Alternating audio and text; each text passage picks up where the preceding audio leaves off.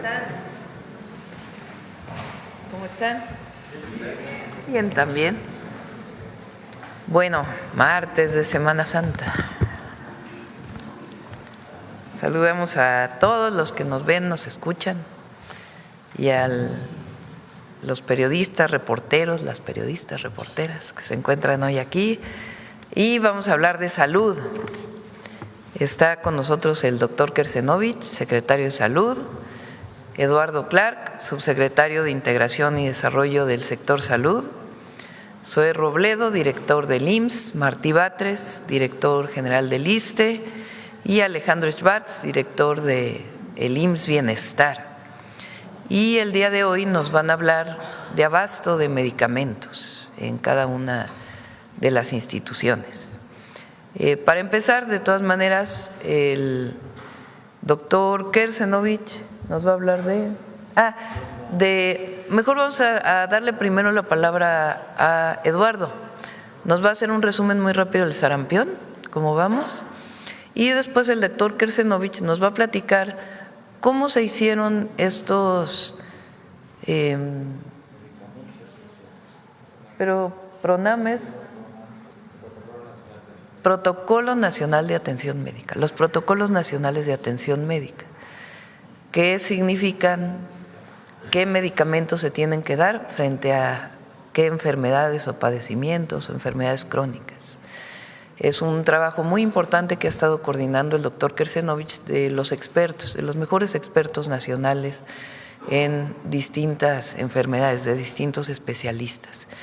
Entonces, primero le damos la palabra a Eduardo, nos habla de sarampión, después al doctor, para que nos hable cómo se hicieron estos protocolos y después el abasto de medicamentos en cada una de las instituciones y cómo es que lo mide cada una de las instituciones para que todos sepan. Bueno, vamos Eduardo primero con sarampión y luego el doctor.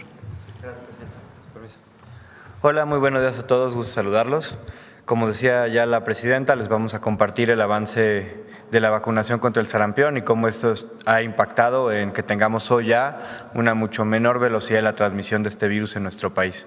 Si me dan la siguiente, comenzamos, por favor. Primero que nada, reforzar el mensaje que hemos venido reforzando, pero siempre vale la pena que las personas que nos escuchan lo sepan, que es que la estrategia para controlar el sarampión en México y en el mundo es vacunar. Es la medida más eficiente, la medida más segura y la medida que más funciona para que el sarampión no se propague. Y desde que iniciamos la vacunación masiva contra el sarampión en esta jornada que anunció la presidenta, hemos aplicado 17.2 millones de vacunas. En 7 semanas hemos llegado a este número y por esta razón hoy la transmisión del sarampión está a la baja en todas y cada una de las 32 entidades federativas, estados que componen a nuestro país. Esto es una muy buena noticia. Si bien todavía hay que mantener la guardia alta, seguir vacunándonos, hoy podemos afirmar que el sarampión va claramente a la baja ya por lo menos 4 semanas. Siguiente. Aquí pueden ver cómo hemos venido vacunando en nuestro país contra el sarampión. Iniciamos la semana del 7 de febrero esta campaña masiva que ya les comento, donde vacunamos 1.7 millones de personas y hemos venido teniendo estos datos que ustedes ven a continuación, entre 1.7 millones de vacunas y hasta 3.4 en la semana de mayor vacunación. Nos pusimos una meta al inicio de esta jornada con las y los gobernadores y la jefa de gobierno de vacunar 25 millones de vacunas de sarampión en este periodo y en 7 semanas llevamos 17.2, es decir, vamos alineados para llegar a nuestra meta y agradecer a toda la población que se ha ido a vacunar. Gracias a ellos hemos visto la reducción de la transmisión del sarampión y también agradecer a los y las gobernadoras y a la jefa de gobierno por todo su apoyo para poder aplicar estas vacunas de la mano del IMSS Bienestar, del ISSSTE y de todos los servicios de salud públicos de nuestro país. Siguiente. Esto es, y no lo voy a leer uno por uno, pero para que cada uno de ustedes pueda ver su entidad federativa, su estado, lo que se ha aplicado en términos de vacunas.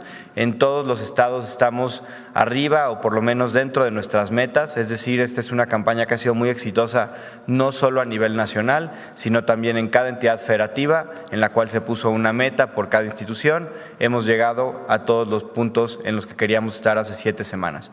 Y por eso reitero, estamos ya viendo una transmisión a la baja en las últimas 4 semanas. Siguiente. Ahora sí, aunque sigamos bajando, tenemos que seguir reforzando que la vacunación continúa. ¿Y quiénes son los grupos prioritarios? ¿A qué personas les toca ponerse la vacuna?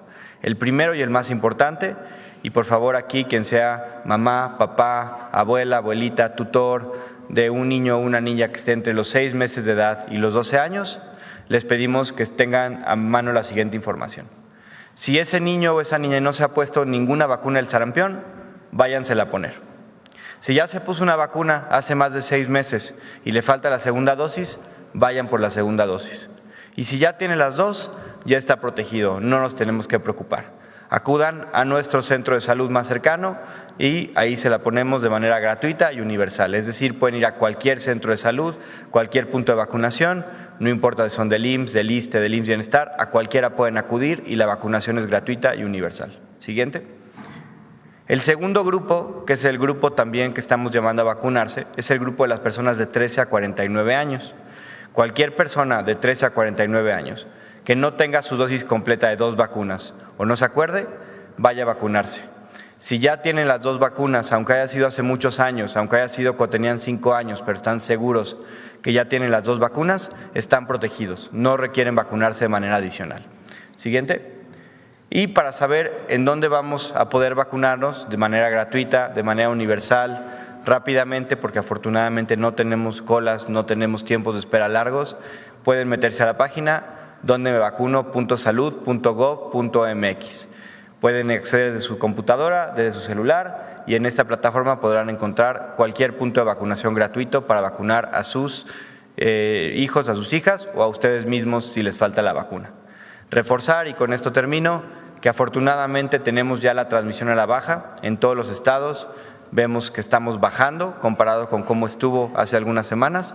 Sin embargo, la mejor manera de garantizar que seguimos bajando, y muy importante, la mejor manera de protegernos de largo plazo hacia el futuro, es que las personas que no se han vacunado, que están en estos grupos, acudan a vacunarse de manera prioritaria. Muchas gracias. Con permiso. Presidenta, buenos días a todas y todos. Como mencionó la presidenta hace unos momentos, y lo veremos al final de la presentación, los protocolos nacionales de atención médica tienen como propósito homogeneizar el tratamiento de todas las personas, y para eso se vuelve muy importante la modernización del abasto de medicamentos. La siguiente, por favor. ¿Qué se trata la modernización de la compra pública de medicamentos? Trata de priorizar los medicamentos más importantes, que tengan mayor seguridad y que tengan mejores resultados clínicos, y el objetivo es de que las personas reciban el tratamiento más adecuado, actualizado y disponible. Y por lo tanto, al comprar medicamentos esenciales, se fortalece el abasto y se optimizan los recursos públicos. La siguiente, por favor. Y para eso se dividen, según la Organización Mundial de la Salud, en 3 tipos de medicamentos. Uno son los medicamentos esenciales que cualquier médico pueda recetar a cualquier persona, y se vuelve necesario tener esos medicamentos, por eso se llaman esenciales. Otros son complementarios. Los medicamentos complementarios son también aquellos que se hay que adquirir, pero que requieren situaciones especiales para su administración y que incluso pueden tener un costo-beneficio incierto. Pero lo más importante son los medicamentos que no son esenciales. Son medicamentos que son menos eficaces o menos seguros que otras alternativas, tienen un costo sin ventajas importantes y que se van sustituyendo conforme va avanzando el conocimiento. Para una misma enfermedad se trataba de una manera antes, ahora se trata de otra manera, y esos son los medicamentos que dejan de ser esenciales. La siguiente, por favor. De tal manera que junto con la Dirección General de Planeación y Desarrollo de la Secretaría de Salud y el Consejo de Salubridad General, con la participación de todo el sector salud, con expertos de todo el sector salud, se ha venido revisando desde el inicio de la administración cuál es ese tipo de medicamentos que necesitamos ofrecer a la población. Y de esa manera hemos identificado que 21% de los medicamentos pueden sustituirse en la atención primaria por otros que tienen mayor eficacia. Esto fortalece la capacidad de resolver padecimientos comunes desde el primer contacto en la atención primaria. En la atención hospitalaria, 41% de los medicamentos pueden actualizarse por alternativas más modernas y más eficientes. Y esto contribuye a mejores desenlaces clínicos y una atención clínica más oportuna. Y en la atención pediátrica, solamente 9% de los medicamentos pueden sustituirse, porque la mayoría de los tratamientos ya están alineados con las mejores prácticas médicas. Todo esto permite mejorar la atención, reducir los riesgos de desabasto y mejorar y asegurar el tratamiento para todos los pacientes. La siguiente, por favor. De esta manera tenemos en los medicamentos no esenciales en la atención primaria la posibilidad de prescindir de 66 de ellos, en los medicamentos que se usan para atención hospitalaria prescindir de 680 claves y en pediatría solamente 78 claves. De esa manera, de 2.753 claves de medicamentos, se optimizó la lista a 1.929. ¿A qué nos lleva todo eso? La siguiente diapositiva. Que al actualizar los tratamientos se fortalecen las mejores opciones terapéuticas para los pacientes y eso queda incluido en los protocolos nacionales de atención médica, de tal manera que las personas que requieren tratamiento van a recibir cada vez más y mejores tratamientos y estamos revisándolo en forma anual, de tal manera que a las personas se les ofrezcan los mejores tratamientos. Y esto aumenta la capacidad de respuesta del sistema de salud ante las personas. Muchas gracias. Con permiso.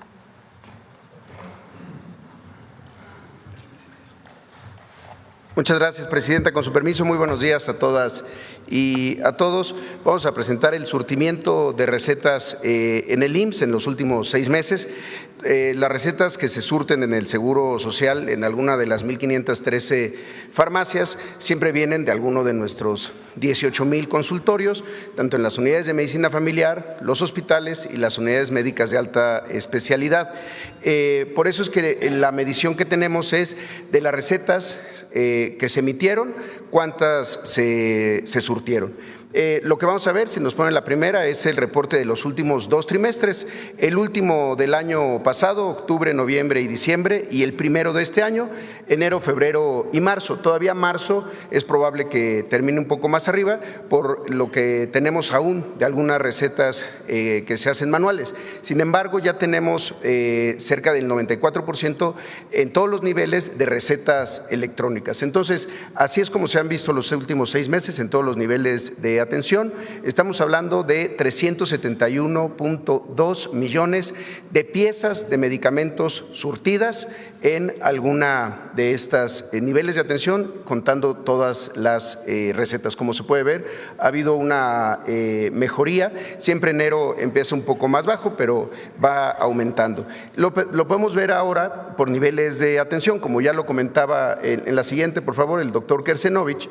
El primer nivel es, en nuestro caso, las unidades de medicina familiar. La consulta de medicina familiar es la atención primaria, son los padecimientos más comunes. Ahí han sido 277.5 millones de piezas surtidas. Es el 75% de todo el surtimiento del IMSS ocurre en alguno de los consultorios de medicina familiar. Y también aquí se ha visto una mejoría, cerrando marzo ya en 97.7. Estamos hablando de 559 claves o distintos tipos de medicamentos en la farmacia de las unidades de medicina familiar celular y con un 95% de recetas que se emiten de manera electrónica. Después vemos los hospitales en la que sigue.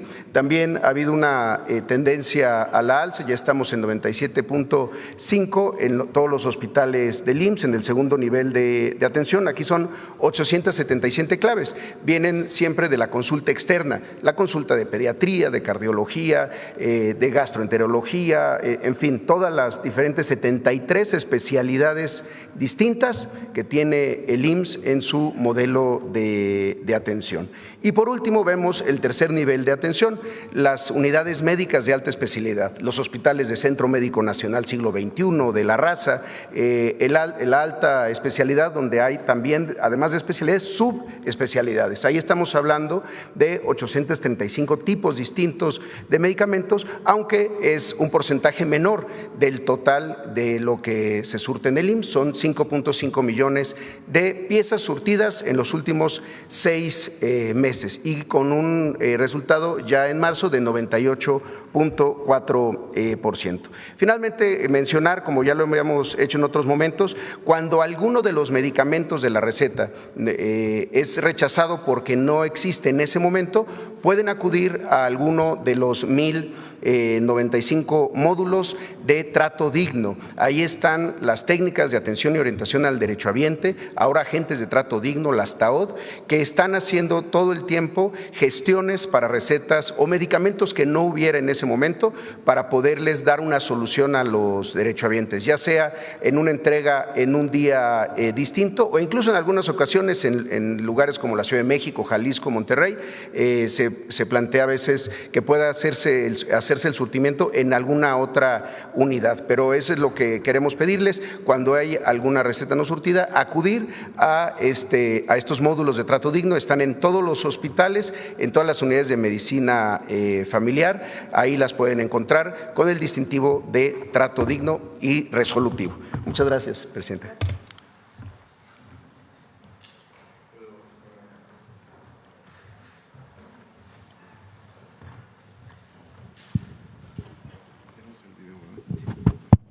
Buenos días, presidenta, amigos de los medios de comunicación. Respecto al abasto de medicamentos en el ISSSTE, tenemos los siguientes datos. Adelante, por favor.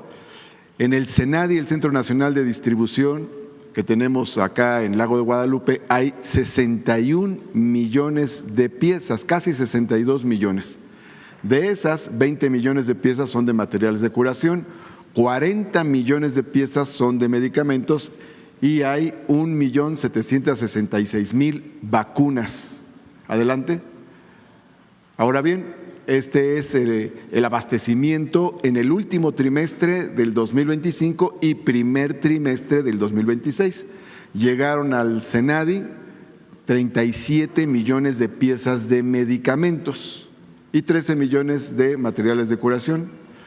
Y en el primer trimestre del 2026 llegaron al CENADI 56 millones de piezas de medicamentos y 16 millones de piezas de materiales de curación. Adelante. Tenemos en las farmacias un abasto del 97%, son 766 farmacias del ISSSTE en todo el país.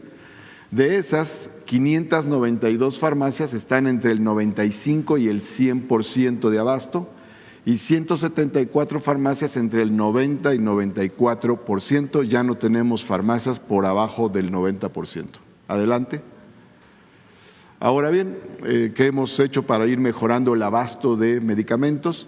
Las reuniones con proveedores para alentarlos al cumplimiento, el envío de medicamentos faltantes en las farmacias, donde detectamos que falta alguna clave, la transferencia horizontal entre farmacias para que tengan los medicamentos correspondientes, las visitas sorpresas a las farmacias, la extensión del uso de la receta electrónica, este año vamos a universalizarla, la actualización del catálogo de medicamentos del ISSSTE, la revisión de procesos en ventanilla para desburocratizarlos y también las reuniones con nuestros responsables de farmacias. Por estas razones ha mejorado el abasto de medicamentos en el ISSSTE. Tenemos un videíto de 1 minuto, presidenta. Por favor.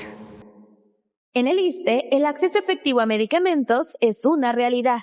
Hoy, las 766 farmacias del instituto registran niveles de abasto entre el 90 y el 100%, sin ninguna por debajo de este rango. A nivel nacional, el abasto alcanza el 97%. Esto es resultado de una estrategia logística sólida.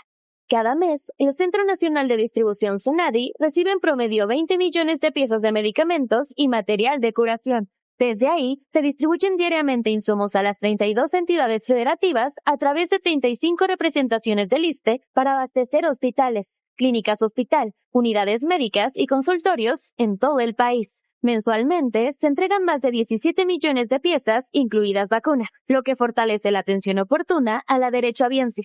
Además, se impulsa la receta electrónica en todas las unidades médicas, así como la actualización del catálogo de insumos para la salud para hacer más eficiente y transparente el servicio. En el ISSSTE sí hay medicamentos y se continúa trabajando para mejorar cada día. Muchas gracias, Presidenta. Ha mejorado sustantivamente el abasto de medicamentos en este.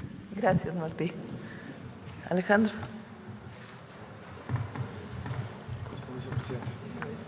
Sí. Con su permiso, Presidenta, compañeros y compañeros, muy buenos días a todos. Hoy quisiéramos informar cómo se está consolidando una nueva etapa en el acceso a medicamentos en nuestro país. Las rutas de la salud no solo significa un esquema público y logístico nacional, sino un mecanismo que asegura el acceso a medicamentos con evidencia y equidad territorial. Siguiente, por favor. Bueno, como pueden ver, antes había una lógica de mucha interferencia del mercado, donde la oferta presionaba para que el sistema público incorporara cada vez más y más medicamentos, siempre con mayor costo y muy rara vez con mayor evidencia del medicamento antecesor. Esto está cambiando de la mano de la Secretaría de Salud por un modelo que identifica los medicamentos adecuados, aquellos que respondan a la eficacia documentada, a la eficacia real de los medicamentos, y que nos permita vincular el abasto con las mejores prácticas internacionales del tratamiento de las enfermedades. Además, como verán ustedes, la ruta de la salud garantiza un surtimiento público y con enorme garantía de equidad territorial, como verán a continuación. Siguiente, por favor.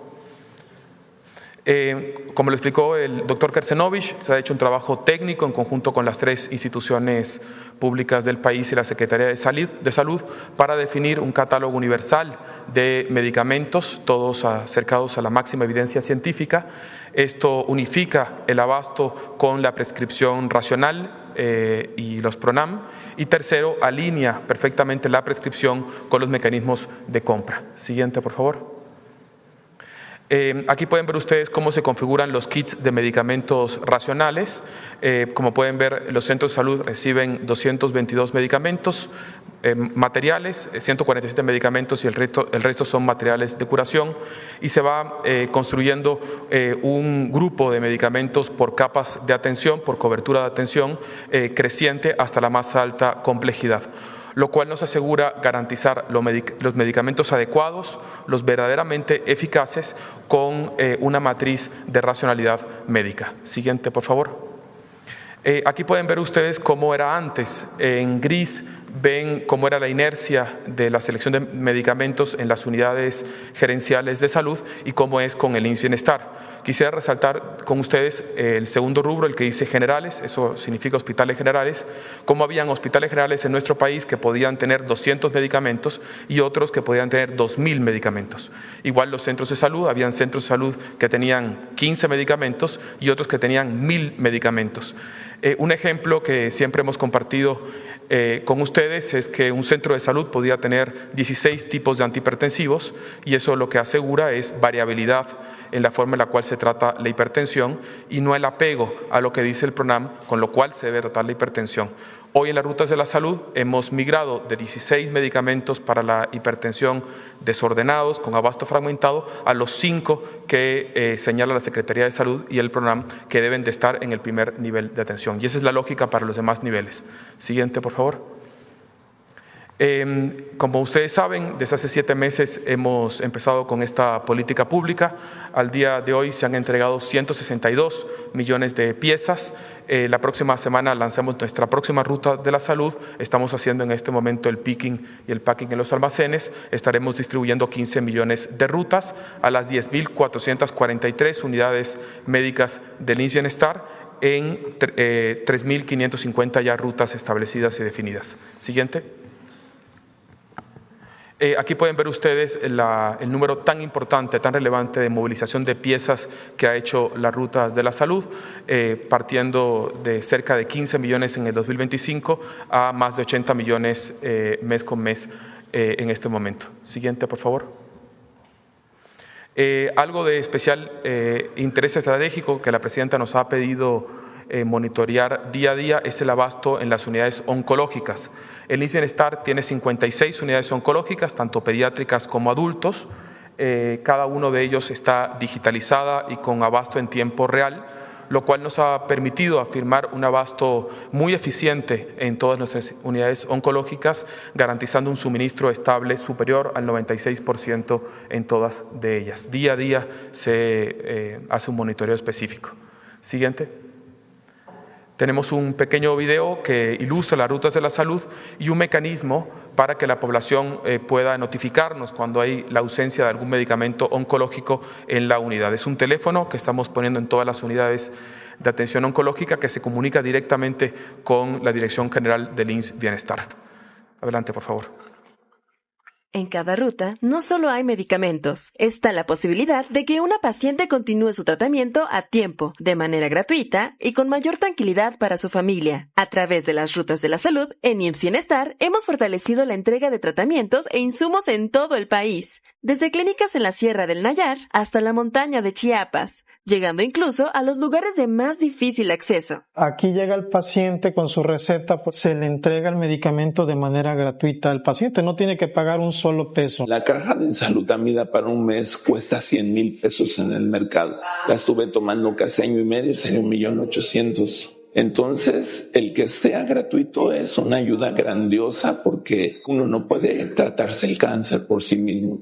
Hasta mis hermanas se quedan sorprendidas porque es un medicamento bien caro y quedamos sorprendidos porque ni un peso nos han cobrado. Me siento mejor, me siento bien, pero muy agradecido, la gente de mi familia igual. Y para asegurar que ningún tratamiento se interrumpa, instalamos un botón blanco en las farmacias de esos centros oncológicos. Un canal directo para que las y los pacientes reporten de inmediato la falta de medicamentos o insumos. Porque somos personas de bajos recursos y pues nos apoyaron bastante. Porque detrás de cada ruta hay un paciente que lucha, una familia que confía y un sistema de salud que responde. Está dando resultado este gobierno porque aquí son bien caros los tratamientos, no están a nuestros alcances, pero con la ayuda del gobierno, con ayuda de todos, estamos recibiendo para tener vida. IMSS Bienestar, Servicios Públicos de Salud. Muchas gracias, presidenta. Como pueden ver, la Selección Nacional de Medicamentos permite la entrega de medicamentos eficaces. Algunos de ellos son mucho más caros que los medicamentos que había antes. Como las rutas son un proceso logístico de selección de medicamentos y distribución homogénea de claves, cada vez que llega la ruta llegan los medicamentos que requiere ese centro de salud por el tipo de claves y en el volumen de consumo de un mes. Eso nos asegura decir que cuando llega la ruta de la salud, el abasto es cercano al 100%, tanto en hospitales como en centros de salud. Muchas gracias. Eduardo, ¿quieres comentar? Sí. Sí, con mucho gusto, presidenta. Les comento también, para cualquier persona que nos haya escuchado, qué hacer y qué podemos hacer si una persona de nosotros va a una clínica, va a un hospital, va a consulta y a la hora que pasa a la farmacia le dicen que el medicamento no está en ese momento. Hay bastantes mecanismos que tenemos, ya los mencionaba Zoe, en el caso del IMSS Bienestar, en el caso del IMSS se pueden acercar a los módulos de trato digno y también en el ISSSTE, pero si no los pueden ver, si no hay en esa clínica y además si quieren que nosotros gestionemos el caso, les pedimos visitar el sitio recetacompleta.gov.mx o marcar al 079. En este punto les vamos a pedir su CURP asociada a la receta para levantar un caso. Les vamos a pedir la receta que les dieron Todas las recetas tienen un folio finalmente que ustedes nos van a tener que dar y los medicamentos que le negaron. De esa manera nosotros gestionamos con su número de contacto que nos proporcionen de qué manera poder hacerles llegar el medicamento o qué día o a qué unidad acudir a recibirlo. Les repetimos, la página es recetacompleta.gov.mx o hablando al 079 donde los ayudan a levantar este caso. Es un proceso que tenemos homologado entre las distintas instituciones, entre el IMSS, el ISSSTE, el IMSS Bienestar y todos los servicios públicos de salud del Gobierno de México.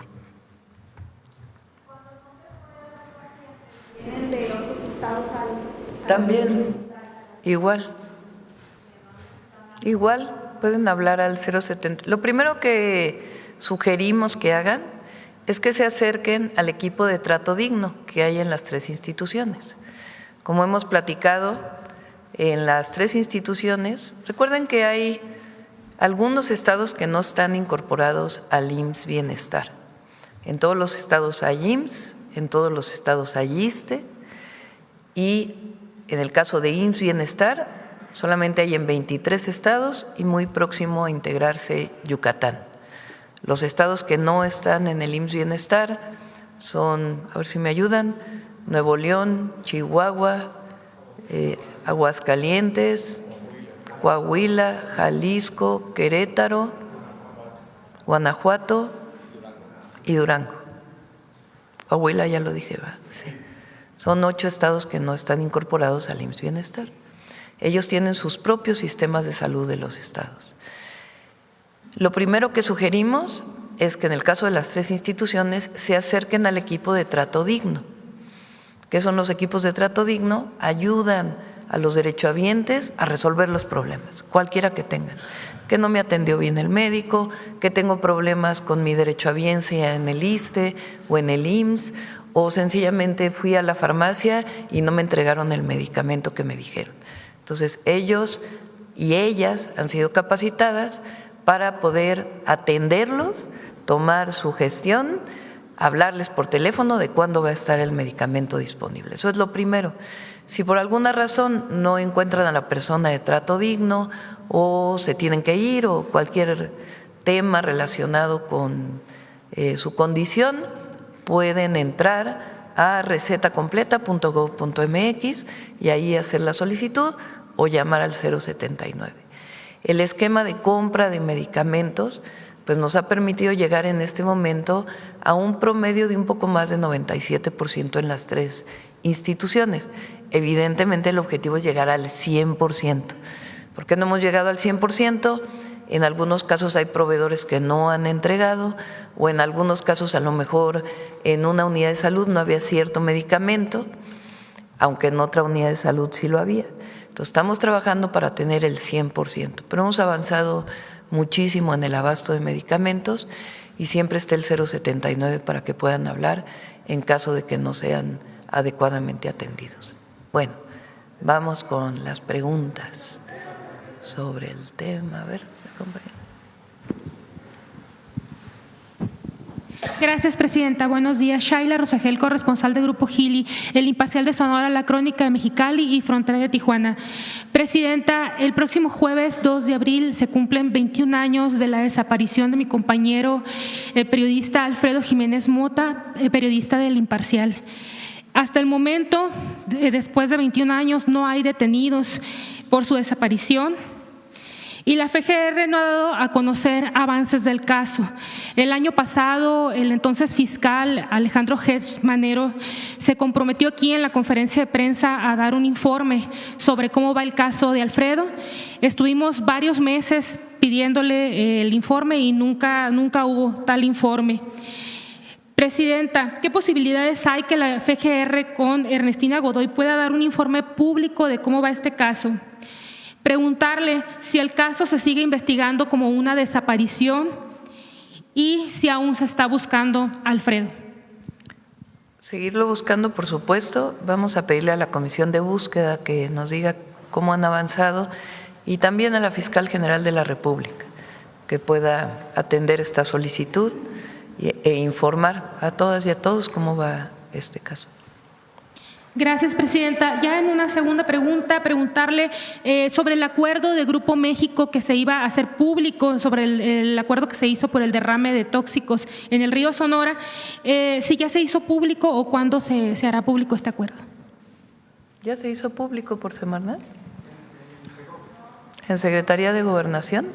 A ver si puedes darnos dónde está la información. De todas maneras, lo principal lo mencionamos aquí en la conferencia.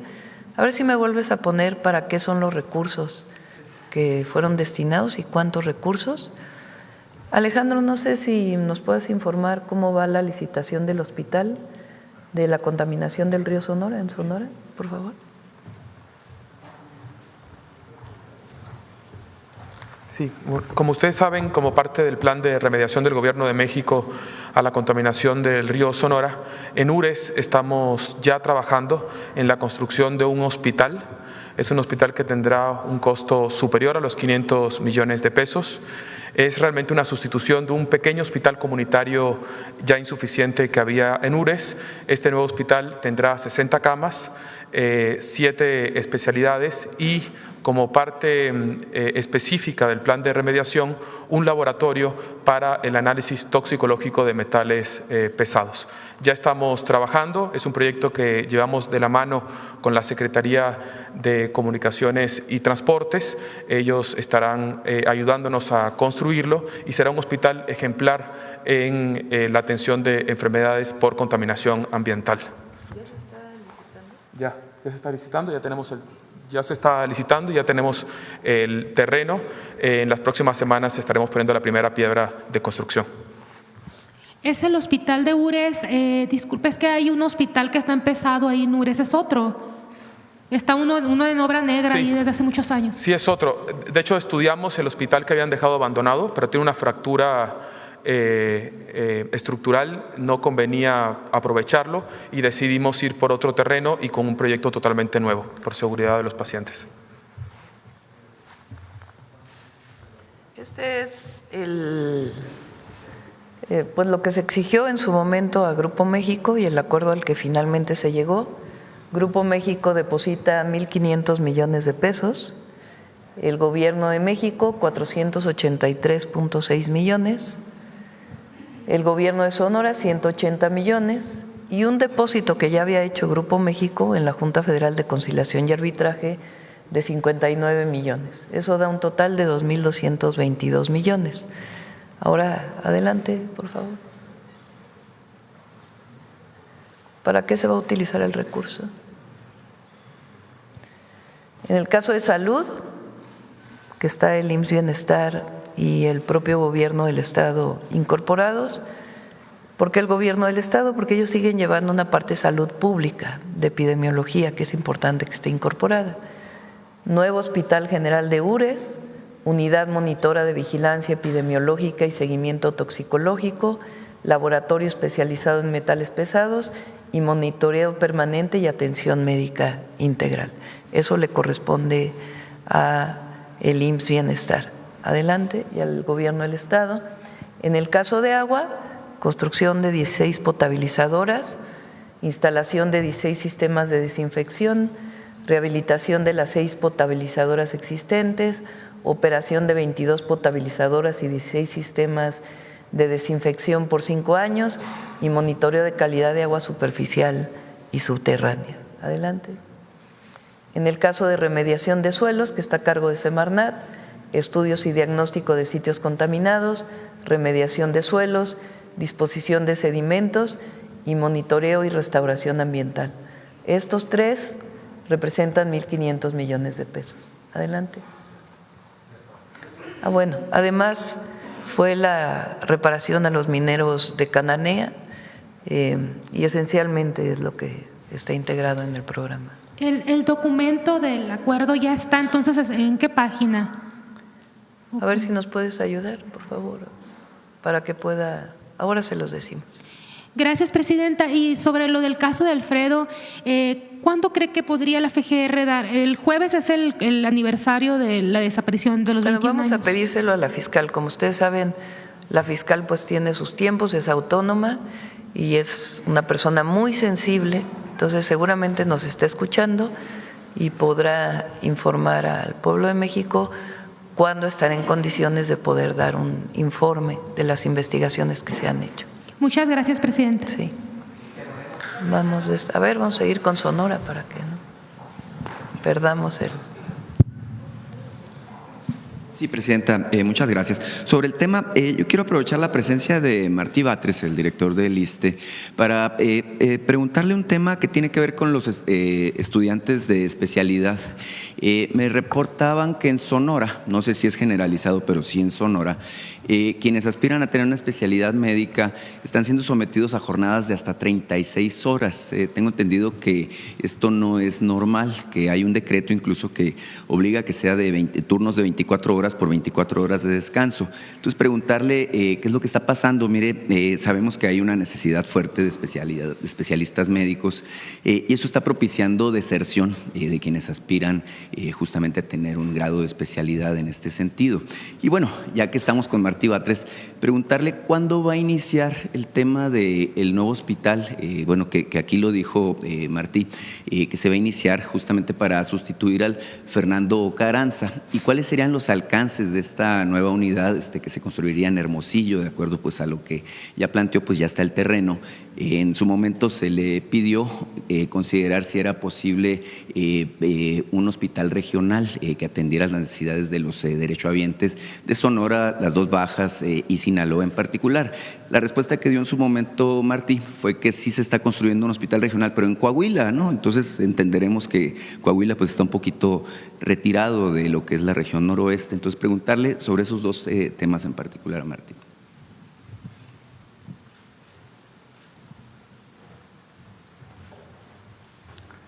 Sobre el primer asunto de los residentes, si hay alguna queja particular, con gusto la recogemos y tomamos las medidas que sean necesarias. Se debe de cumplir con la norma. Además, se va a ir modificando a nivel general de forma beneficiosa para los residentes estas normatividades para que se cumpla con los objetivos. No tiene por qué haber ningún tipo de maltrato. Si hay algún tema específico, nos lo hace saber y hablamos con quien tengamos que hablar en el hospital correspondiente. Por cierto, quiero comentar de paso que ahora en esta coyuntura el ISSSTE pudo incorporar más especialistas recién egresados, sobre todo, y egresados de generaciones anteriores a los hospitales, casi 1,300 nuevos especialistas. Ahora, sobre la construcción del hospital, no dije yo que en lugar de hacerlo en Sonora se hará en Coahuila. En realidad en Coahuila se acaba de hacer un hospital regional que inauguró la presidenta, comenzó con el presidente López Obrador y la presidenta Claudia Sheinbaum lo inauguró el año pasado, hace un año. Y en el caso de Sonora se hará una unidad médica dentro del plan que tenemos en este sexenio. Quiero decir que el plan es un plan integral que observa pues, no solo el tercer nivel, sino el segundo nivel y sobre todo el fortalecimiento del primer nivel, que es muy importante. Va a tener el ISSSTE 240 frentes de obra en todo el país y una parte muy importante de estos van a ser para primer nivel, que es muy importante atender también. Gracias, Presidenta. Sí, omití presentarme, Demián Duarte de Sonora Power. Presidenta, quiero preguntarle sobre un tema. Cuando usted fue jefa de gobierno, hubo una situación con la licitación de unas tabletas electrónicas que se iban a utilizar justamente para taxímetros en específico. 6 años después, un tribunal internacional le concede la razón a su gobierno. Había una queja de 2 empresas que alegaban que las estaban bloqueando en términos de lo que fue esta situación. Si nos puede dar un poco más de detalles al respecto, Presidenta. Sí, es muy interesante el caso. Le voy a pedir a Andrés Layuz, que fue quien le dio seguimiento porque era secretario de Movilidad en la Ciudad de México, que un día venga a platicar el entramado de corrupción que había ahí. Les platico. Antes de que llegáramos al gobierno de la ciudad, el jefe de gobierno, durante un tiempo fue José Ramón Amieva, cuando Mancera deja la jefatura de gobierno. Pero en la época todavía de Mancera, la Secretaría de Movilidad del entonces jefe de gobierno obliga a los taxistas a que tenían que comprar una tableta para poder sustituir los taxímetros y poder tener, según ellos, una aplicación similar a la de las aplicaciones telefónicas. Cuando yo estuve en campaña, todos los taxistas se quejaban porque había que pagar un montón de dinero por la tableta y además decían cómo fue que se escogió esa tableta sin consultarnos, si era la mejor, si no, y además pues eran montos muy grandes, desproporcionados a lo que ganaba el taxista. Cuando llegamos al gobierno nos dimos cuenta que había muchas irregularidades en cómo se había asignado esta tableta. Entonces la cancelamos, porque además era la solicitud de los taxistas. Lo cancelamos dentro del marco de la ley. Entonces las personas que tenían esta concesión, junto con los exservidores públicos, los exfuncionarios, presentan un arbitraje internacional supuestamente relacionado con el tratado comercial con Estados Unidos, porque supuestamente había empresas relacionadas de Estados Unidos en esta asignación de esta tarjeta. Recientemente acaba de resolverse el arbitraje y le da la razón al gobierno de la ciudad de nosotros. Dice, estuvo bien, cómo se canceló, no hay ningún problema, no hay nada relacionado con alguna violación al tratado comercial. Lo interesante de todo esto es que hay muchas audiencias públicas que se dieron en Estados Unidos sobre estos casos, porque esta empresa que dio las tabletas o las que estaba concesionada estas tabletas, pues eran varios dueños que se pelearon entre ellos e hicieron juicios en Estados Unidos. Y estos juicios se hicieron públicos. Y en esos juicios hacen público quién los llevó, cómo los llevó, con quién hablaron, a qué se comprometieron, qué diputados estuvieron involucrados. No se había podido hacer público porque estábamos en el arbitraje y está prohibido en medio del arbitraje hacer público cualquier tema que tenga que ver con la controversia. Pero ahora que ya se resolvió, pues ya se pueden hacer públicas algunas de estas. Bueno, ya, cuando venga algún diputado, ya vamos a informarlo. Pero muy interesante cómo se dio el entramado de cómo se dio esa tableta. Y afortunadamente se dieron suficientes argumentos. De parte de la Secretaría de Economía nos apoyaron mucho porque cuando son arbitrajes internacionales ya se ve a nivel del gobierno federal. Entonces, Andrés Layuz particularmente estuvo muy de cerca en su primer momento con la directora hoy del INEGI, ¿cómo se llama? Que fue secretaria de Economía, Graciela Márquez. Graciela Márquez Colín. Después con Tatiana, después con Raquel y ahora con Marcelo. Fueron estos 4 secretarios de Economía y una persona que está ahí en esa área desde hace tiempo, que es un profesional de primera, la verdad, de primerísima, que llevó muy bien el caso y afortunadamente pues nos dieron la razón. Pero sí es interesante, lo vamos a presentar, todo el entramado de cómo se dio esta asignación de esta tableta. Muy interesante, muy interesante. ¿Cómo no? Presidenta, en otro tema, mire, hace unos días se informó del 4º aniversario del AIFA, el Aeropuerto Internacional Felipe Ángeles, y bueno, yo soy usuario constante, ¿no?, de los servicios de este aeropuerto en particular. Hoy por ejemplo, vuelo a Hermosillo a través justamente del AIFA. Entonces, yo quiero preguntarle 2 cosas al respecto. Número 1, ¿cómo van justamente en la consolidación de los servicios de este aeropuerto? Está el tema del tren, por ejemplo, que usted había dicho que ahora para Semana Santa pudiera también estar ya me operando. dijeron que se va, como siguen en las pruebas y no les han dado la certificación, se va a retrasar algunas semanas la inauguración, porque queremos que esté certificado para que se pueda operar. Entonces, la fecha están por dármela, pero es ya en unos días. Se sabe que el aeropuerto pues ya es autosustentable, que tiene 2 años, ¿no?, reportando utilidades y que bueno, poco a poco comienza a ser realmente una opción como hub aeroportuario, como alternativa a la saturación manifiesta que tiene el Aeropuerto Internacional Benito Juárez. Entonces, pedirle si nos puede informar al respecto de cómo… ¿Por qué no mejor traemos al responsable del aeropuerto, al general Pastor, para que nos dé toda la información, si les parece? Lo invitamos un día para que nos pueda dar toda la información. Sí. ¿Hay un video o qué es? ¿Una infografía?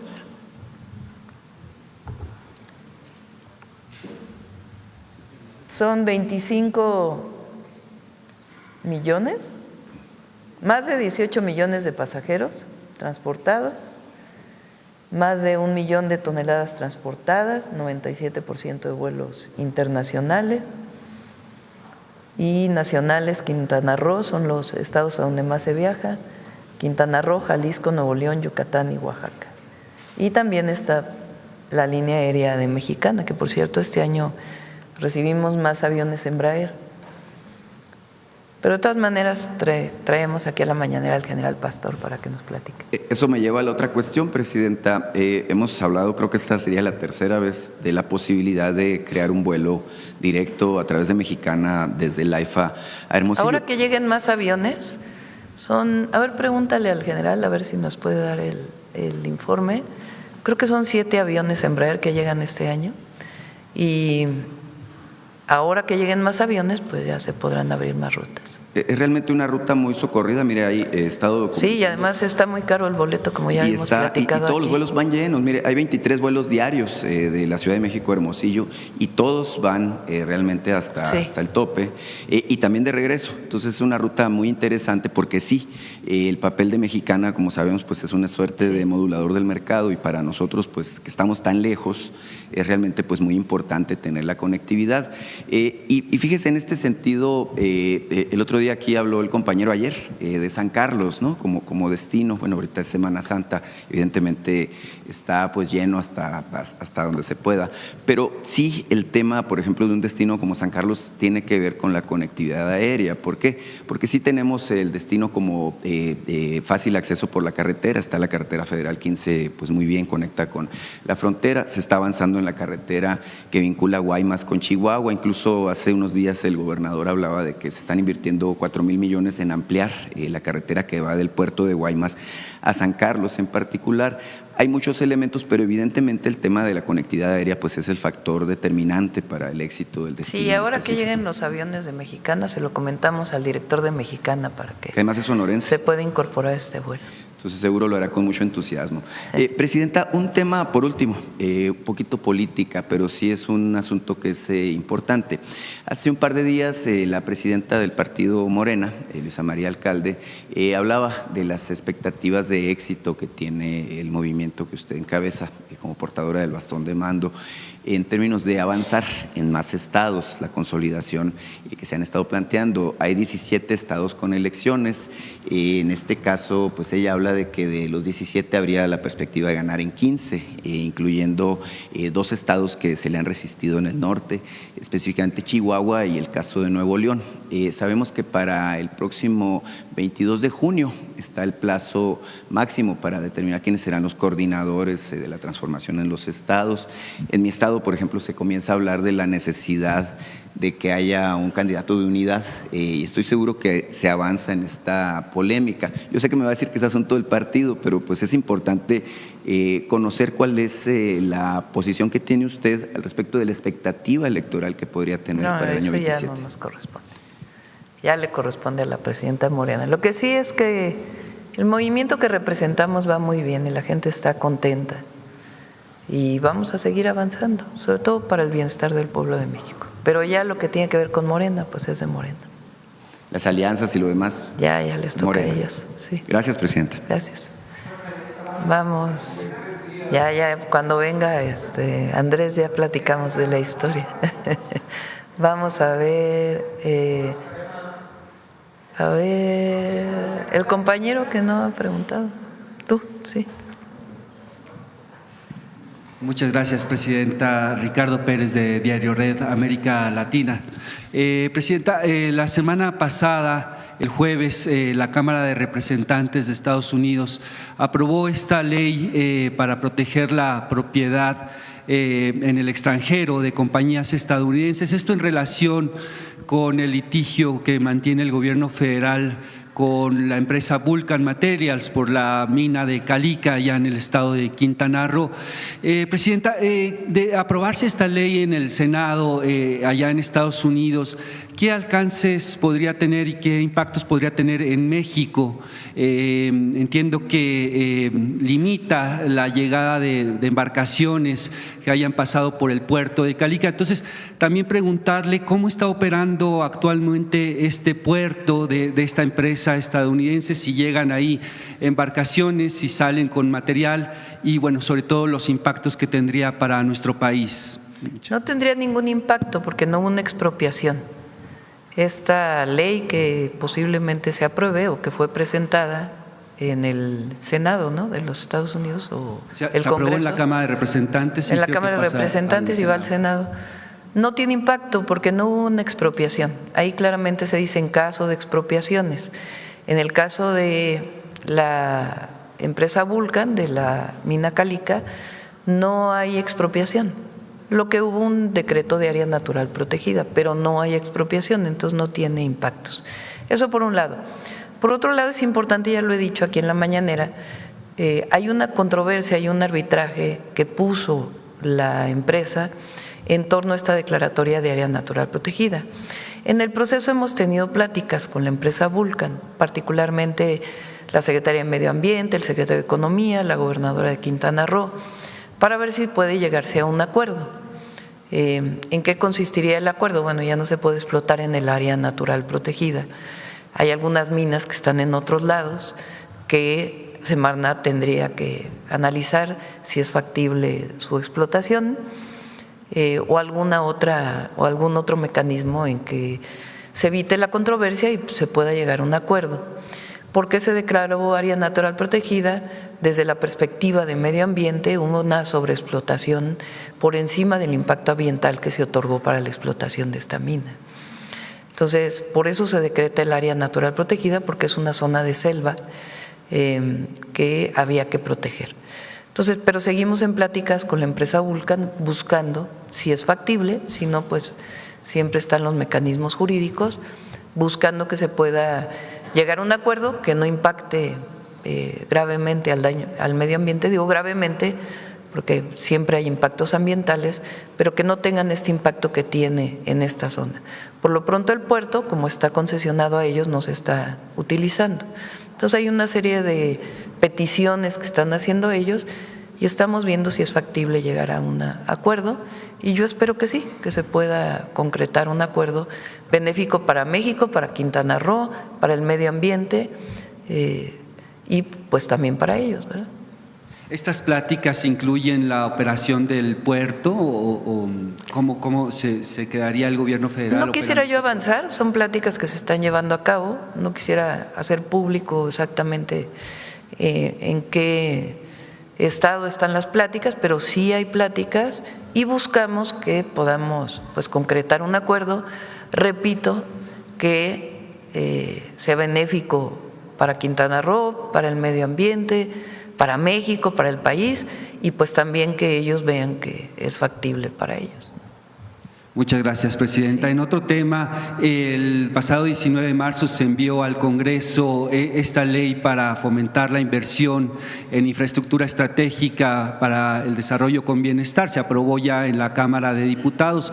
En la Comisión Bancaria usted mencionó que esta ley sería de utilidad para lograr esta meta de generar 30,000 megawatts para 2030. ¿Nos podría explicar cómo va a funcionar esta ley que contempla nuevos esquemas de inversión mixta y sobre todo pues cómo se va a evitar que el sector privado, que empresas privadas controlen sectores estratégicos como la generación de electricidad? Y bueno, usted también mencionó que la ley será útil para también la meta de reducir la dependencia de gas natural de Estados Unidos, también mediante inversión mixta. ¿Nos podría explicar un poco cómo está contemplando la operación de esta ley? Tanto en el sector eléctrico como en petróleo y gas, cambiamos nosotros completamente las leyes y la Constitución. Nosotros nunca estuvimos de acuerdo con la reforma energética del 2013, ni con mecanismos que se hicieron previo a ello, que el objetivo era privatizar Pemex, privatizarlo completamente. Que Pemex fuera cada vez más pequeña, que fuera cada vez más débil y que la explotación del petróleo, del gas, de sus derivados y la generación eléctrica fuera privada. Ese era el objetivo de la reforma energética y en realidad reformas que se hicieron desde 1992 con Salinas de Gortari. El objetivo era que el Estado dejara de participar en los sectores estratégicos de la electricidad y del petróleo. Nosotros cambiamos la Constitución. ¿Qué cambio sustantivo hubo en la Constitución? Parece algo muy pequeño, pero es algo muy profundo. En la reforma del 2013 se dijo, Pemex y CFE tienen que competir al mismo nivel con cualquier empresa privada. Y no tomaban en cuenta ni la soberanía, ni que eran empresas públicas, empresas del pueblo de México, empresas de la nación, y que en todo caso, más allá de la generación eléctrica, pues tienen un papel muy importante que tiene que ver con la soberanía energética de nuestro país y la garantía de precios accesibles y la garantía de poder acceder a toda la población a la electricidad y al petróleo, o bueno, a los derivados del petróleo. Entonces, cambiamos la Constitución. En 1960, si mal no me equivoco, cuando se nacionaliza la industria eléctrica por parte del presidente López Mateos, también se agrega una parte en la Constitución que decía que no podía haber contratos y que además, en el artículo 28, las empresas públicas no podían considerarse monopolios. ¿Qué agregamos nosotros en la Constitución? Que debe darse, primero, prioridad a que entre a la generación eléctrica, al despacho eléctrico, lo público. Segundo, que las empresas públicas no son monopolios, no pueden considerarse monopolios. Los neoliberales no están de acuerdo con esto, nosotros sí, porque la empresa pública es la empresa del pueblo de México, es la empresa de la nación, es la que garantiza soberanía, es la que garantiza accesibilidad, es la que garantiza la eficacia y la sustentabilidad de los sistemas. ¿Cuáles son nuestras grandes empresas nacionales del pueblo de México? Pemex y Comisión Federal de Electricidad. Ahora, se hicieron leyes secundarias. En las leyes secundarias, bueno, eso es, digamos, por un lado. ¿Qué pasó después del 2013? Después del 2013, CFE cada vez generaba menos electricidad. Llegó a generar 25% de toda la electricidad que se generaba. Y no podía pasar del 50% porque era considerada monopolio. ¿Qué le pasó a Pemex? En 2013 se abre para la explotación de privados y se asignan bloques territoriales en el Golfo y en tierra, en el Golfo de México o en los estados que están en el Golfo de México. Los privados supuestamente iban a explotar el petróleo y en realidad lo utilizaron solamente para que subieran sus acciones en la bolsa de valores, pero prácticamente nadie se dedicó a explotar. Pero el bloque ya estaba asignado a un privado. Esas fueron las famosas rondas. Entonces ahora cambiamos por completo el modelo e hicimos leyes secundarias. ¿Qué dice en el caso de la electricidad? Que es un posicionamiento que hizo desde su momento el presidente López Obrador y que nosotros sostenemos. Al menos CFE debe generar el 54% y los privados 46%. Y en el caso del petróleo puede haber contratos con privados, pero siempre para beneficio de la nación. No puede haber contratos de explotación de petróleo que sean leoninos. Y ahí vienen las especificaciones de qué características debe tener. ¿Qué otra cosa se dice? El territorio, el primero que debe participar en la asignación de la explotación de petróleo, de gas, es Pemex. Ya si Pemex no quiere, pues entonces a lo mejor un privado lo podrá hacer.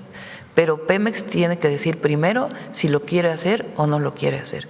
Es una visión completamente distinta, que inició el presidente López Obrador con algunos temas y nosotros le estamos dando impulso.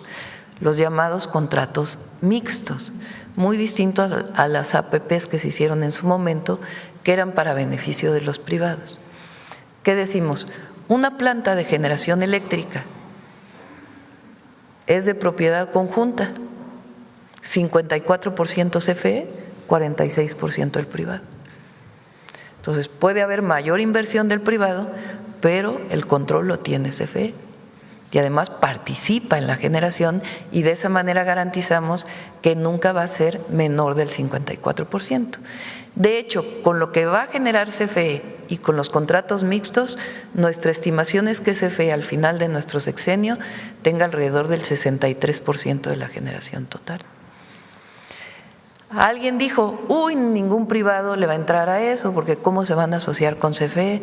No, bueno, resulta que les interesó mucho más que la generación privada que tiene un porcentaje. Hay más de 200 que se inscribieron a la generación mixta y es un modelo innovador que permite participación privada pero mantiene la regulación del Estado y a la empresa pública fuerte, sin comprometer las finanzas públicas de la empresa pública del Estado. En el caso de Pemex, en algunos casos también estamos planteando contratos mixtos. Pemex se queda con el pozo, es propiedad de él, el petróleo es propiedad de la nación, solamente que se pueden usar contratos para que el privado pueda participar, garantizando siempre el beneficio para Pemex y para la nación. Esta nueva ley que se incorporó a la Cámara de Diputados, que ya fue aprobada y ahora va al Senado, ¿qué dice? Nuevos mecanismos de financiamiento para carreteras, para electricidad, para petróleo, para petroquímica, para fertilizantes, para puertos, para toda la infraestructura, garantizando siempre la propiedad del Estado, siempre garantizando el beneficio al pueblo de México y la posible participación en un pedazo de los privados, pues para que haya más inversión y no haya endeudamiento por parte del Estado mexicano o por parte de la nación. Entonces, esta es la ley, distintos mecanismos de inversión pública y de inversión mixta, en una visión completamente distinta a las famosas APPs del pasado, donde el privado se endeudaba, invertía y el gobierno nada más pagaba. No, ahora participamos, somos parte y se permite una parte de participación privada. Entonces, esto nos puede ayudar en muchísimas áreas del desarrollo del país y garantiza pues que haya digamos un endeudamiento razonable, que no pasemos a grandes endeudamientos que afecten a la economía o al presupuesto nacional o a la situación financiera del país y al mismo tiempo pues que haya participación privada en algunas áreas. También garantizaría, por ejemplo, que no hubiera aumentos desmedidos en las tarifas de luz, etcétera, abusos por parte de empresas privadas. Sí, si hubiéramos seguido en el camino que se había marcado con la reforma del 2013, si no hubiera llegado el presidente López Obrador a poner orden en el sector energético, hoy CFE estaría generando el 10% de la generación y los privados con los precios que se determinarían. Muchas gracias, presidente. Mucho más subsidio. Muchas gracias. Sí. Por último, ayer el grupo interinstitucional para atender el tema del derrame en el Golfo de México mencionó una revisión de los ductos de los complejos Acal-C y Acal-H en la zona de Cantarell. ¿Cómo van las investigaciones? ¿Qué es lo que han encontrado hasta el momento, presidente? Se han revisado, son 400 y tantos pozos en Cantarell. Recuerden que Cantarell llegó a dar casi 2 millones de barriles de petróleo diario. Cantarell sigue produciendo, ya poco, pero sigue produciendo, eso es muy importante, es una zona que está en explotación. Algunas de las instalaciones pues ya tienen sus años, pero en la administración pasada con el presidente López Obrador se hizo una revisión de una buena parte de estas instalaciones y ahora estamos haciendo revisiones. Estuve leyendo mucho sobre el tema y mañana me reúno con el grupo técnico para poder seguir informando a la población. Hay todavía en el Golfo lo que le llaman chapopoteras naturales, es decir, emanaciones de pozos, digamos, no son pozos todavía porque no están explotados, pero así les llaman los científicos, chapopoteras naturales, en donde se emana petróleo. Entonces, esta emanación que vino de Cantarell, pues lo que estamos investigando junto con científicos, porque no solamente es un trabajo de Semarnat, de Pemex y de la Secretaría de Marina y Secretaría de Energía, sino con científicos, si son estas chapopoteras naturales que hay en la zona, que se han reportado en muchas ocasiones y hay muchos reportes científicos de ellas, o alguna fuga de alguna de las instalaciones. Para eso pues se tienen que revisar todas las instalaciones. Hasta ahora no ha habido reportado una fuga, se han revisado ya una parte importante. Si se llegara a ver que hay una fuga, pues obviamente se informaría y se entraría a la reparación. Más bien parece esta otra hipótesis que se ha venido planteando. Y también para ello, pues hay protocolos para contener la contaminación, porque no es la primera vez que ocurre, sino que ha ocurrido en otras ocasiones. Toda esta información que han venido dando este grupo y que tenemos que abundar en la información, porque todos tienen que saber pues lo que está pasando en el Golfo y cómo se ha venido conteniendo la contaminación y limpiando las playas, que es algo muy importante, porque parece que no se ha hecho nada, se ha hecho muchísimo. Hay muchísima gente de Pemex trabajando, mucha gente de la Secretaría de Marina, mucha gente de Semarnat trabajando para poder contener y limpiar la contaminación a través de distintos métodos. Entonces, particularmente es muy importante que todos los protocolos de alertamiento y de control de la contaminación que se puedan presentar, ya sea por estas chapopoteras o por alguna fuga que llegara a darse, pues tienen que operar de manera inmediata. Entonces, eso es en lo que seguimos trabajando. Mañana me dan un reporte y lo vamos a seguir informando. El día de hoy está Alicia Bárcena en Veracruz y revisando las playas, platicando también con los pescadores, y también ha habido un trabajo muy importante tanto de Pemex, del área social de Pemex que coordina Raúl Ojeda, como de Secretaría de Bienestar, que también le pedí que ayudaran para poder apoyar a los pescadores por los daños que han tenido. Muchas gracias, presidente. Bueno, vamos de este lado. A ver, el compañero.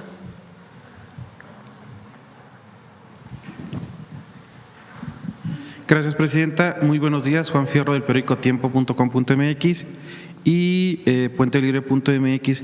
El primer, sobre el tema, presidenta, es ¿qué implicación tiene la optimización de claves de medicamentos, especialmente porque he visto que se confunde a veces que son menos los medicamentos que se compran? ¿Quieren platicarlo? Sí, no se trata de eliminar medicamentos. De lo que se trata es de buscar las mejores opciones terapéuticas. Pongo un ejemplo. Para tratamiento de colesterol elevado, estábamos en ocasiones comprando 7 claves distintas para una misma atención de colesterol elevado. Al revisar y al hacer la revisión, nos damos cuenta que con 2 de ellos podemos tener suficiente para tratar a la población y escoger los 2 mejores, no necesariamente lo más barato, sino lo que es más eficiente para tratar. Ese es el propósito, no es eliminar, es optimizar los medicamentos que dispongamos para el tratamiento. En ocasiones puede ser incluso más caro. En el caso de diabetes, por ejemplo, y de hipertensión arterial, tenemos todos los medicamentos para atender a diabéticos y a pacientes con hipertensión arterial. Muchos de esos medicamentos son incluso más costosos.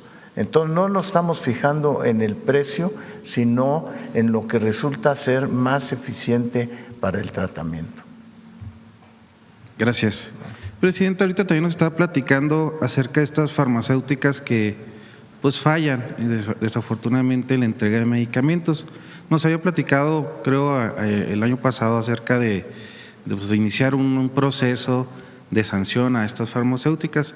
En aquel entonces nos platicó de algunas, que ya quisiera ver si ya se sumaron otras y si ya se sancionó para que ya no se pudieran volver a contratar estas farmacéuticas. Sí se sancionó, no sé, Eduardo, si tú tienes esos datos.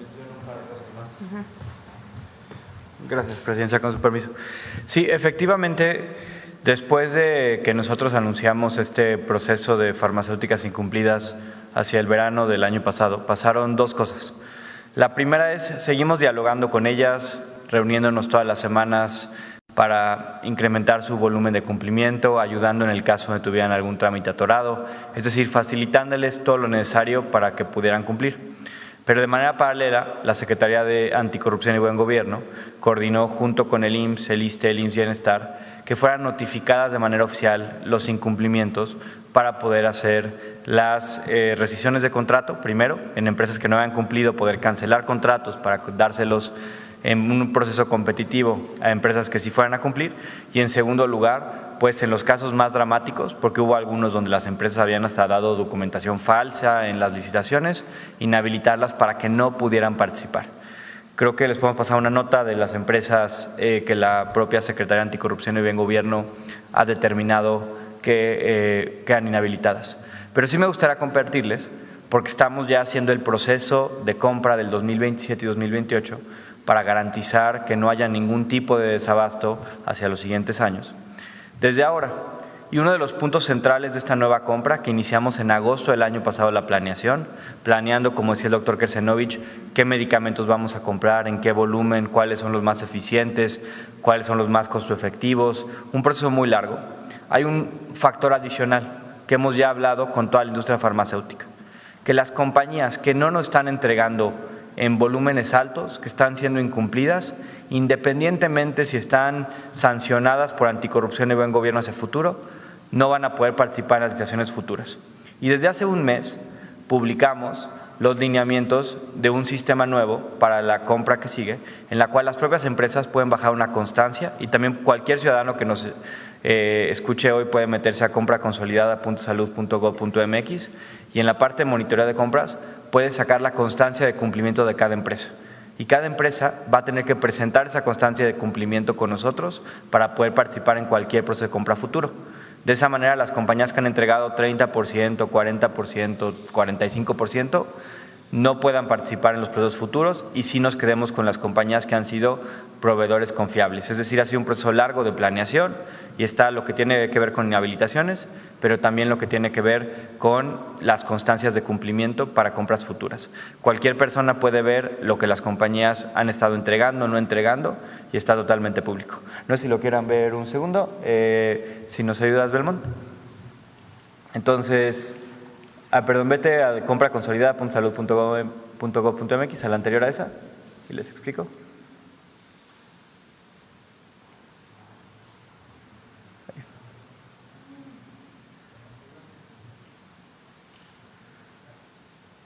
Bajen un poco. Esta es la plataforma de la compra consolidada. Si bajan, ahí donde dice monitoreo de entrega, Belmont. Ahí. Aquí cualquier persona de nuestro país, desde un reportero hasta un ciudadano, puede ver todo lo que ha pedido, si bajan un poquito, lo que ha pedido el gobierno y lo que han entregado las compañías. Eso es el número de piezas que están entregando en el sector cada mes. El mes pasado fueron cerca de 184 millones. Y si suben un poquito, suban un poco más, arribita ahí donde dice constancia de cumplimiento, pueden ustedes encontrar, si hacen clic en donde dice proveedor adjudicado, todas las compañías que le proveen, ahí háganle clic donde dice proveedor adjudicado, todas las compañías que le proveen medicamentos al gobierno, escojan la primera si quieren para no, le ponen buscar y aquí sale la constancia de cumplimiento de esa compañía.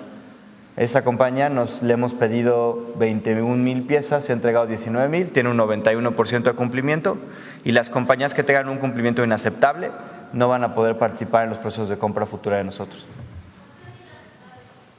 Estamos determinando el porcentaje, pero estamos pensando arriba del 75% por lo menos en los procesos consolidados de este último año. Claro, hay otro punto importantísimo de la compra consolidada de medicamentos que nos ayuda el tiempo con el cual estamos haciendo esta compra. Es que estamos privilegiando que compañías mexicanas, compañías extranjeras también inviertan en nuestro país para fabricar medicamentos en nuestro país hacia el futuro de las licitaciones públicas, hasta el futuro del abasto en el sector público. Eso significa que las cámaras nacionales de industria farmacéutica afortunadamente están haciendo inversiones importantes porque para este siguiente año tienen mucho mayores capacidades para darnos el abasto asociado a que estamos comprando muy adelantado. ¿A qué me refiero? Y perdón si no fui tan claro. Como en este momento estamos ya planeando la compra de 2027 y 2028, que se espera podamos tener ya resultados de la compra, es decir, contratos hacia compañías mexicanas y extranjeras arraigadas en México hacia el mes de mayo y el mes de junio. Muchas de estas compañías ya desde ahorita, sabiendo que tienen todo ese tiempo para cumplir, están haciendo las inversiones necesarias para que la mayor parte del abasto sea producción en México. Producción que antes tal vez venía de otros países del mundo, pero que hoy con los beneficios que ha dado la Secretaría de Economía por instrucciones de la Presidenta a través del Plan México, les permite hoy poder ser proveedores de nuestro país con este tipo de beneficios. Tenemos un número amplio de compañías y creo que les podemos hacer para la siguiente una lista importante de las que están invirtiendo, pero un buen número de compañías farmacéuticas en México van a estar haciendo nuevas líneas de producción para que los medicamentos que recibe el país en 2027 y 2028 sean en un mucho mayor grado medicamentos fabricados en nuestro país y no medicamentos importados. ¿Cómo hemos logrado esto? Con estrategias de muchos tipos, pero que incluyen estas. Porque desafortunadamente muchos de los proveedores incumplidos algunas veces han sido proveedores que importan a otras partes del mundo. Si esos proveedores no pueden participar precisamente por no haber cumplido, eso facilita que la industria mexicana pueda participar y si lo hace a buenos precios, invierta además en mucho mayor capacidad de producción en nuestro propio país. Esto tiene un círculo virtuoso en el cual no solo tenemos mayor abasto en los hospitales, en las clínicas, pero también mayor empleo, mayor investigación tecnológica, mayores espacios de desarrollo tecnológico de moléculas hechas en México.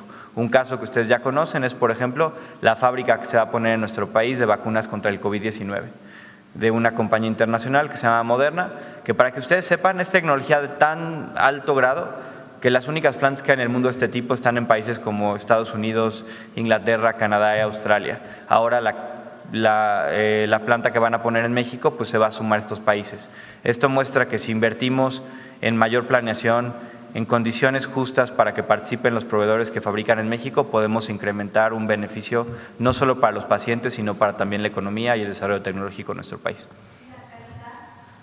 Definitivamente ustedes recordarán que la calidad que estamos pidiendo en México es que las empresas cumplan con los grados de calificación de COFEPRIS, que es una entidad reguladora de alta exigencia.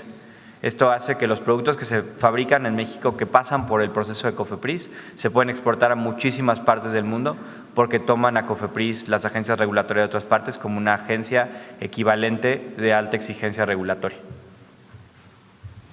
Gracias, Presidenta. En otra pregunta, ya la Secretaria de Agricultura de Estados Unidos habló ya de una posible apertura paulatina de la frontera para la exportación de ganado.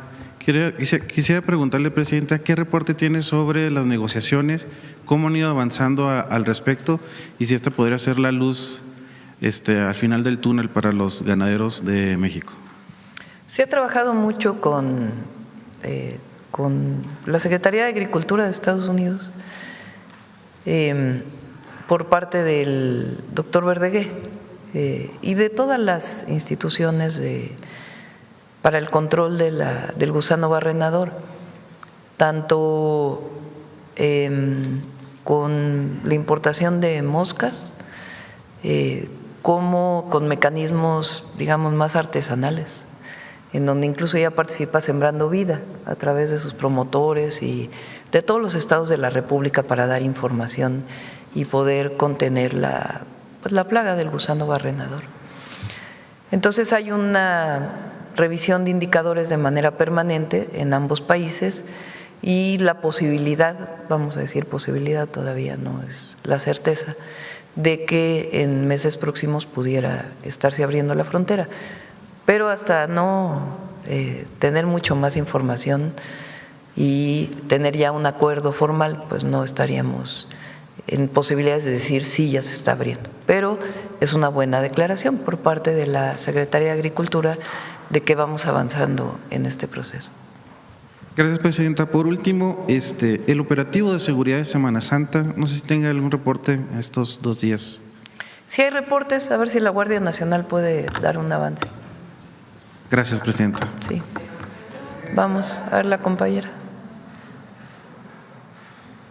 Buenos días, Presidenta. Judith Sánchez Reyes, de Perspectivas MX y Radio Milet. Sobre salud, preguntarles, comentan que este contagio, este brote va a la baja. Sin embargo, por ejemplo, de acuerdo a los propios reportes diarios que hace la Secretaría de Salud, el 4 de marzo se tenían 12.237 casos y ahora el 26 subió a 14.605, es decir, hay 2.368 nuevos casos. En ese sentido, preguntar cuáles han sido los factores para no poder contener como tal los contagios y dado que también las propias autoridades sanitarias comentaron que este brote se dio por casos exportados, es decir, por personas que llegaron a nuestro país, preguntar si no será obligatorio que justamente personas que vengan de otras partes del mundo pues se les requiera que estén inoculados contra esta enfermedad y más en la antesala pues de lo que es el Mundial. Eduardo o David y luego Eduardo. Ajá. A ver, el número de casos que se reportan no se reportan hasta que se demuestra que el caso se debe a sarampión. Es decir, una persona puede empezar con datos clínicos, tener sarampión y su reporte viene hasta que tenemos la prueba definitiva de que es sarampión. Eso hace que los reportes diarios no reflejen necesariamente lo que está sucediendo, porque se acumulan de varias semanas atrás. Por eso vemos las variaciones en lo que tiene que ver en los reportes epidemiológicos. Pero lo que mostró Eduardo es que claramente van disminuyendo el número de casos nuevos reportados. Es distinto el número de casos nuevos al número de casos reportados. Esa es una. La otra es que la vacunación a nivel mundial no es obligatoria para sarampión, porque existen diferentes políticas en diferentes países e incluso hay gente antivacunas que no se quiere vacunar. Pero en resumen, en relación a su pregunta, la única manera es seguir vacunando. En la medida que aumente el número de personas que tienen inmunidad, el número de casos nuevos disminuye, porque lo que importa es la tasa de contagio que existe y la tasa de contagio está definitivamente a la baja en el país. Pero al final del día sí hay nuevos casos ya confirmados. No, sigue habiendo casos. No podemos decir que ya eliminamos por completo los casos de sarampión, pero lo que sí es que vienen bajando en forma significativa y la tasa de contagio también va disminuyendo en forma progresiva. Gracias. Sí, es muy importante, creo que recalcar, y para que todos los que nos escuchen sepan cómo se ha comportado el virus de sarampión en estos últimos meses. Creo que los datos que tú misma comentabas son los que muestran cómo ha cambiado la velocidad del virus. Si no mal recuerdo, justo mencionas que en los últimos 25 días más o menos ha habido 2.400 casos, es decir, cerca de 100 casos al día en este último mes. En el momento de mayor transmisión del virus, de mayor velocidad, hacia mediados de febrero, estábamos hablando de cerca de 220 casos al día nuevos. En la última semana estamos hablando de cerca de 80 casos al día nuevos. Es decir, la velocidad es mucho menor. ¿Qué significa esto? Que el virus del sarampión sigue presente, sigue habiendo casos activos, sigue habiendo personas que día con día se contagian. pero es un número mucho menor de lo que se contagiaban antes. Si no hubiéramos implementado el proceso de vacunación, si el virus hubiera tenido su tendencia natural, lo que hubiera pasado es que hubiéramos pasado de tener 220 casos al día a tener ahora tal vez después 400 casos al día, después 500, después 600. La ruta ha sido al revés, el número de casos al día ha bajado. El sarampión, como cualquier enfermedad transmisible por vectores, contagiosa como puede ser esta en su mayor expresión, no se apaga de un día a otro. Lo que va pasando es que cada vez los contagiados van contagiando menos personas. Y por eso lo que esperamos, como ya se ve en el caso de Chihuahua el año pasado, como se ve ya en el caso de Jalisco a partir de hoy, no es que el número de casos desaparece de un día a otro, sino que va progresivamente bajando. Y la manera en la que garantizamos todos, en lo individual, en lo colectivo, que sigue bajando, es continuando vacunándonos. Porque cuando nos vacunamos, el virus encuentra menos espacio para reproducirse, menos espacio para transmitirse. Y lo que esperamos entonces es que siga bajando. Esa tendencia se puede revertir si las personas pues no se vacunaran. Y por eso es importante que la gente sepa que si bien estamos mucho mejor en términos de transmisión de lo que estábamos hace un mes y medio, todavía sigue habiendo sarampión. Y la manera de hacer que vaya desapareciendo día con día de manera acelerada es vacunándonos. Y hoy los datos que tenemos son contundentes. Afortunadamente la transmisión es mucho más lenta y es además consistente, que es más baja en todas y cada una de las entidades de nuestro país. ¿En qué zonas o en qué estados ustedes han podido identificar resistencia justamente a la no vacunación? Creo que la resistencia en sí es grupos muy pequeños, en realidad no hay una resistencia como tal, sino más bien hay comunidades que históricamente no se han vacunado por alguna razón u otra.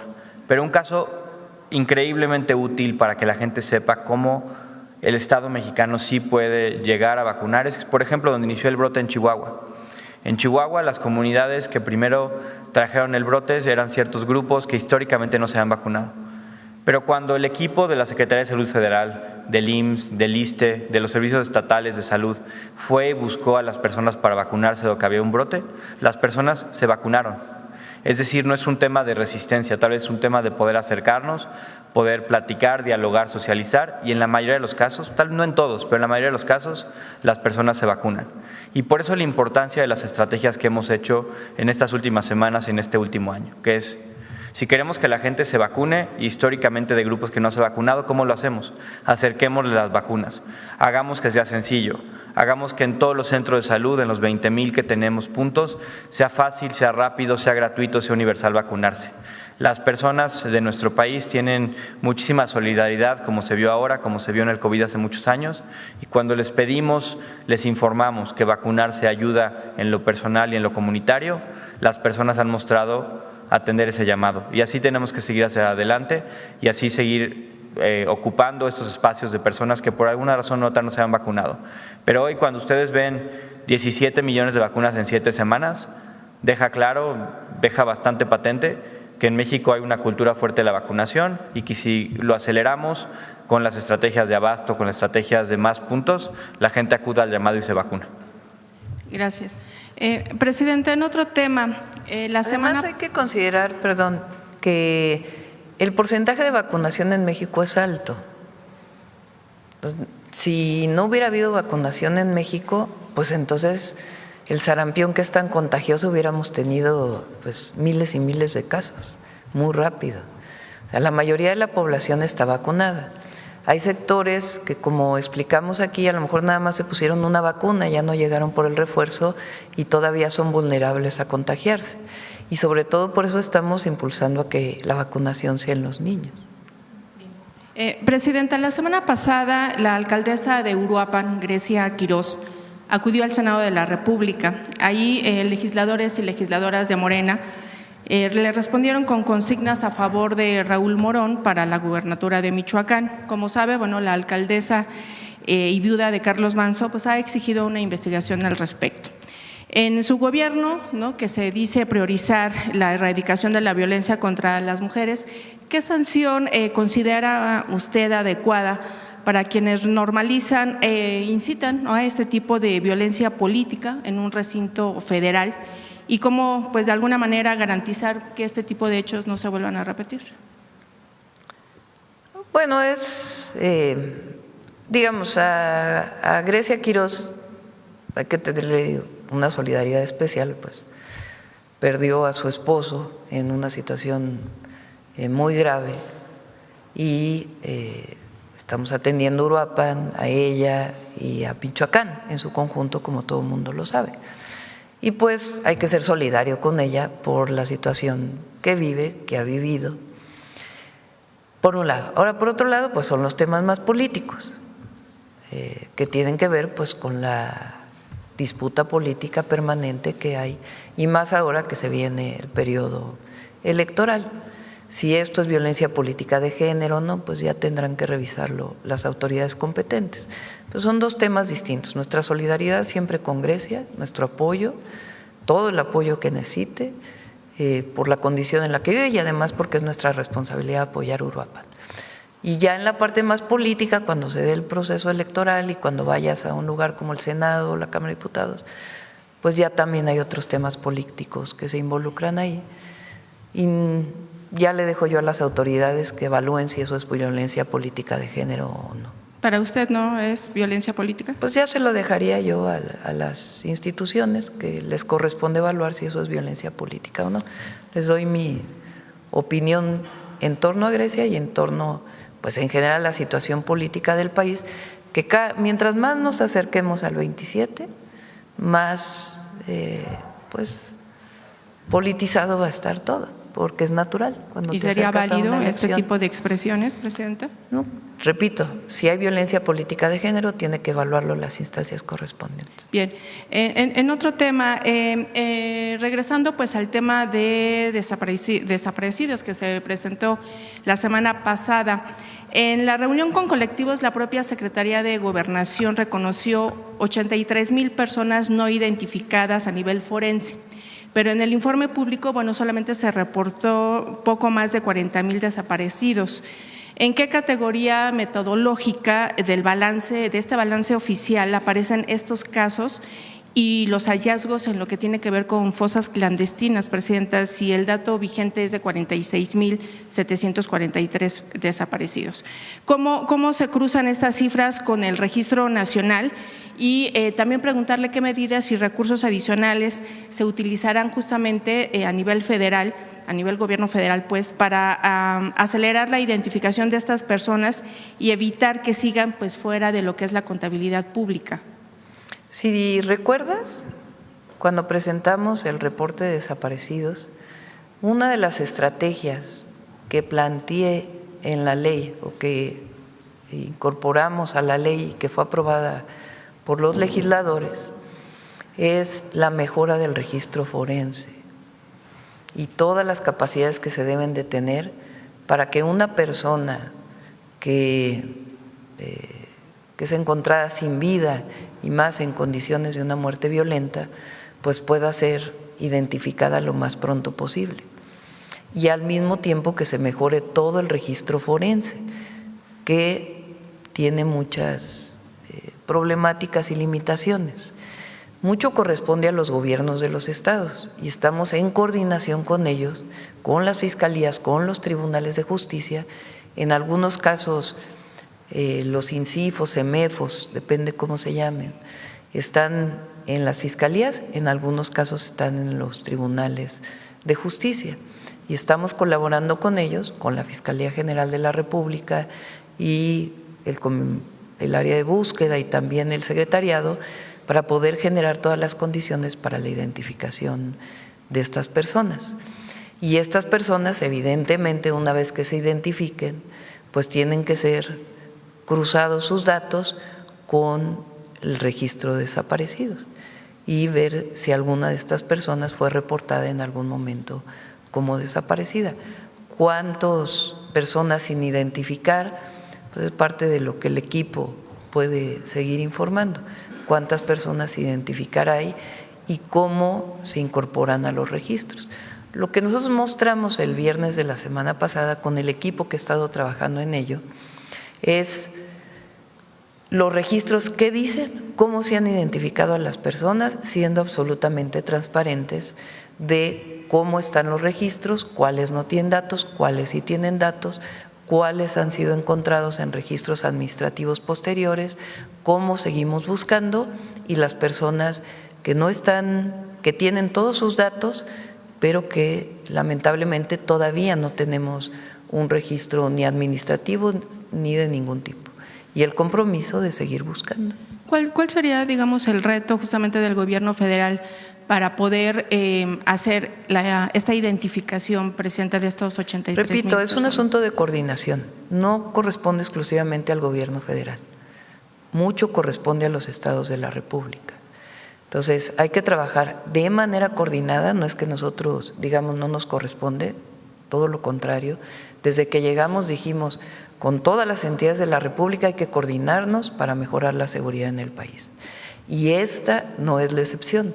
Tenemos que coordinarnos con los gobiernos de los estados, con las fiscalías estatales, que muchas de ellas son las responsables de poder identificar a estas personas que lamentablemente no están identificadas, para poder pues cruzarlas con los registros de desaparecidos. Digamos que faltarían como herramientas tecnológicas, o sea, eso pudiera ser uno de los factores. A veces depende de más gente que tenga que estar participando, depende de herramientas tecnológicas, depende del registro digital que se tiene que hacer, porque a veces no hay la suficiente tecnología para poder hacer el registro digital, para poder cruzar la información.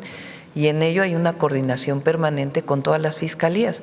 Aun cuando las fiscalías son autónomas, de todas maneras, la Secretaría de Gobernación y todo el equipo está trabajando con las fiscalías para poder avanzar lo más pronto en la identificación.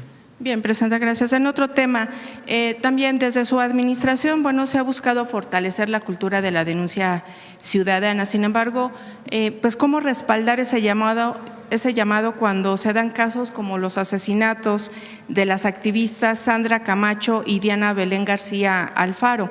Una denunció pues de caciquismo en Morelos, incluso lo hizo pues a la propia gobernadora. Por su parte, Belén fue hallada sin vida luego de denunciar agresiones y la muerte pues de uno de los perros que ella rescataba en el Estado de México.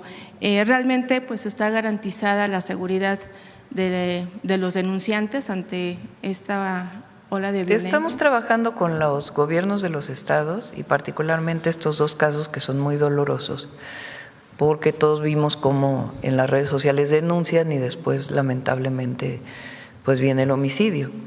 Y evidentemente pues tiene que desarrollarse mucho más mecanismos para que en el momento que denuncian, aunque no hayan denunciado a la Fiscalía, frente a una autoridad, pues se den todas las condiciones para poder proteger a las personas.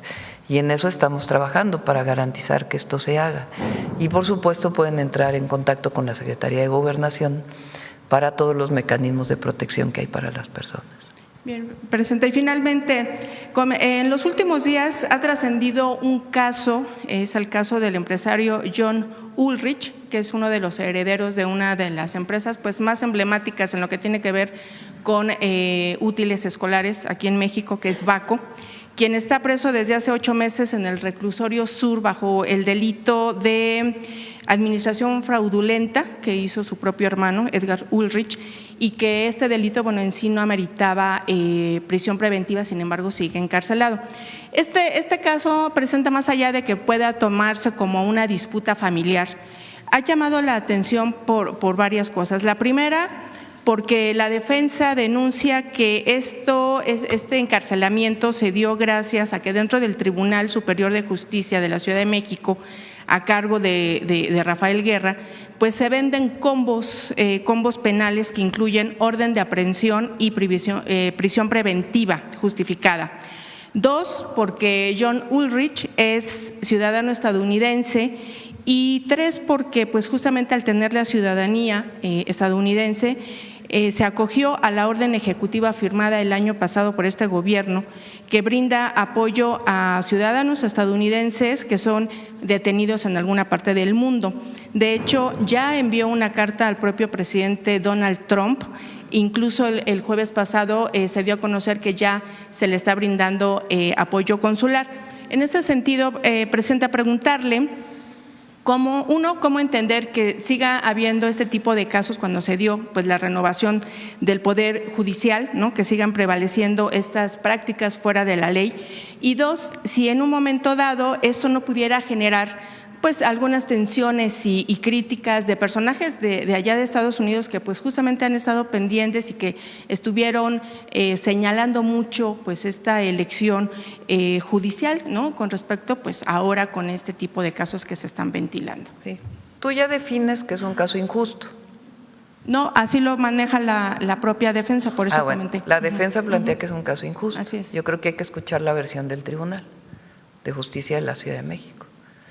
Porque pues la defensa evidentemente, para defender a su cliente, a la persona, pues evidentemente está defendiendo a la persona. Hay que escuchar la otra versión. Entonces vamos a preguntar al Tribunal de Justicia de la Ciudad de México por qué esta persona está detenida. Porque probablemente él denuncia que hay corrupción. Bueno, pues tiene que demostrarse, no lo podemos tomar de antemano como que es así.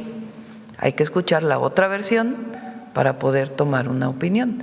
Y pues le pedimos ahí al Tribunal Superior de Justicia de la Ciudad de México, no sé si ya lo hizo público o no, pero que pueda hacer pública su versión en este caso para poder tomar una opinión. Y finalmente, Presidenta, ¿tiene alguna información sobre esta información que se dio a conocer el día de ayer de la explosión de un artefacto, explosivo en una camioneta que iba saliendo de las instalaciones del AIFA? ¿Qué información tiene sobre este hecho? En estos casos ustedes saben que informa el Gabinete de Seguridad y estaban por informarlo, lo informaron hoy en la mañana y ellos pueden emitir el comunicado. Gracias, Presidente. Nos vamos, 9:13. Buen día a todos. Nos vemos mañana. Internas, reuniones internas. Gracias.